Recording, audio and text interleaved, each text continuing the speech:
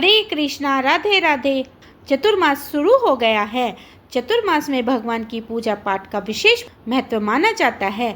ऐसा माना जाता है कि चतुर्मास में सभी भगवान और सभी तीर्थ ब्रज धाम में आकर वास करते हैं। इसलिए कम से कम चतुर्मास में एक बार ब्रज धाम की यात्रा जरूर करनी चाहिए।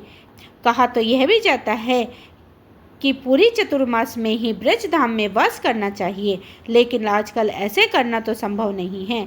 इसलिए कम से कम एक बार ब्रज धाम की यात्रा करना जरूरी करनी चाहिए। चलिए आज सुनाती हूँ आपको चतुर्मास की बुढ़िया माई की कहानी।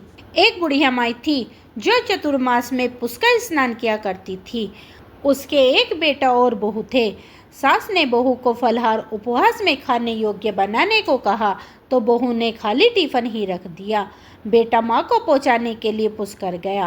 रास्ते में माँ से बोला, माँ फलाहार कर लो। जहाँ पानी मिला वहीं फलाहार करने बैठ गई तो भगवान की कृपा से खाली टिफिन फलों से भर गया। माँ ने फलाहार कर लिया। पुष्कर में रहने के लिए माँ को झोपड़ी बनाकर बेटा वापस घर आ गया। रात्रि में सावन मास आया और बोला, बुढ़िया माई दरवाज़ा खोल। तब बुढ़िया माई ने पूछा, आप कौन हैं?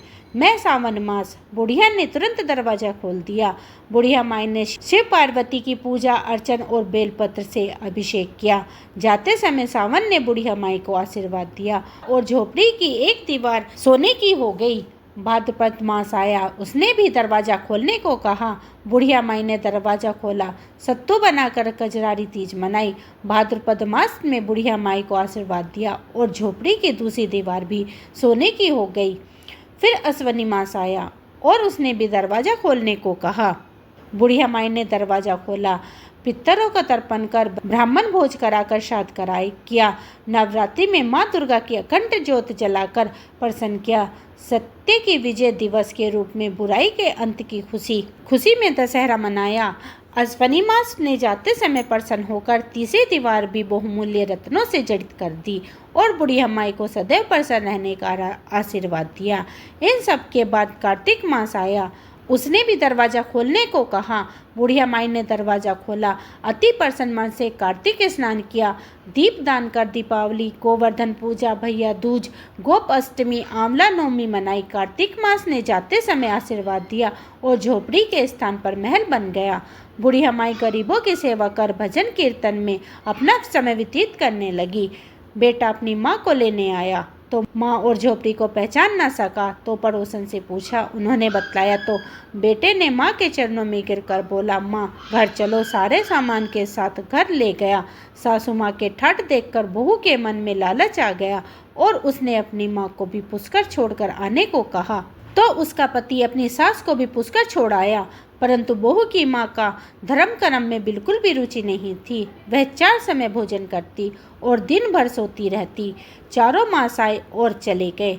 जाते समय झोपड़ी गिर गई और बहू की माँ गधी की योनि में चली गई, क्योंकि औरत लक्ष्मी का रूप है और लक्ष्मी की तरह चंचल होनी चाहिए। भगवान की पूजा और अतिथि का सम्मान और दान पुण्य करना चाहिए। बहू ने कहा, अब माँ को ले आओ। जब जमाई सास को लेने गया तो कहीं ना मिली। लोगों से पूछा पर लोगों ने बताया कि तेरी सास धर्म कर्म कुछ नहीं करती थी, खाती थी और सोती थी, जिससे वह गधी योनि में चली गई। जमाई सास को बांधकर घर ले आया। उसकी पत्नी ने पूछा, मेरी माँ कहाँ है? तब पति ने कहा, तेरी लालच की वजह से तेरी माँ गधी योनि में गई।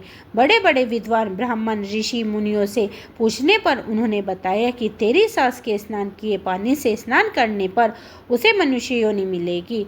तब बहू ने ऐसा ही किया और उसकी माँ पुनः मनुष्य योनि में आ गई। हे राधा दामोदर भगवान, जैसे बुढ़िया माई को दिया वैसे ही सबको देना। दोस्तों, अगर आपको यह कहानी अच्छी लगी हो तो इस कहानी को लाइक, शेयर और कमेंट्स करें। अगर आपने मेरा ये चैनल अभी सब्सक्राइब नहीं किया है तो सब्सक्राइब कर लीजिए, क्योंकि यहीं पर मैं सावन मास के अध्याय लेकर आऊँगी। मैंने अपने चैनल पर देवशयनी एकादशी की कथा भी डाली हुई है, आप वहाँ जाकर विजिट कर सकते हैं। और मैं इस पर प्रदोष व्रत और पूर्णिमा की कथा भी लेकर आऊँगी और सावन मास के अध्याय भी लेकर आऊँगी।